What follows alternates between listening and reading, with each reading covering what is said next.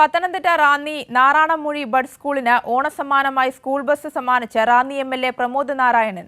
Ranni knowledge വില്ലേജിന്റെ ഭാഗമായിട്ടാണ് പ്രമോദ് നാരായണൻ സ്കൂളിന് bus സൗകര്യം ഏർപ്പെടുത്തിയത്. മലയോര മേഖലയിൽ നിന്നെത്തുന്ന വിദ്യാർത്ഥികളുടെ യാത്രാ ദുരിതത്തിനാണ് പുതിയ സ്കൂൾ ബസ് വന്നതോടെ അറുതിയാകുന്നത്. 78 കുട്ടികൾ പഠിക്കുന്ന വിദ്യാലയത്തിലെ ഭൂരിഭാഗം വിദ്യാർത്ഥികളും മലയോര മേഖലയിൽ നിന്നു തന്നെ. എംഎൽഎയുടെ ആസ്തി വികസന ഫണ്ടിൽ നിന്നും 16.2 ലക്ഷം രൂപ ചെലവഴിച്ചാണ് പുതിയ സ്കൂൾ ബസ് ലഭ്യമാക്കിയത്. റാന്നി നോളജ് വില്ലേജ് എന്ന ആശയം എംഎൽഎ നിലയിൽ റാന്നി മണ്ഡലത്തിലെ എല്ലാ വിദ്യാഭ്യാസ സ്ഥാപനങ്ങളുടെയും ഭൗതിക സാഹചര്യം മെച്ചപ്പെടുത്തുന്നതിനും വൈജ്ഞാനികമായ മുന്നേറ്റം സാധ്യമാക്കുന്നതിനും ആവിഷ്കരിച്ച പദ്ധതിയാണ്. ആ പദ്ധതിയുടെ ഭാഗമായി ഒരു സ്കൂൾ ബസ് ബഡ് സ്കൂളിലെ കുഞ്ഞുങ്ങൾക്ക് നൽകാൻ തീരുമാനിച്ചു. ഒരു ഓണ സമ്മാനമായി ആ കുഞ്ഞുങ്ങൾക്ക് അത് കൈമാറാൻ കഴിഞ്ഞു.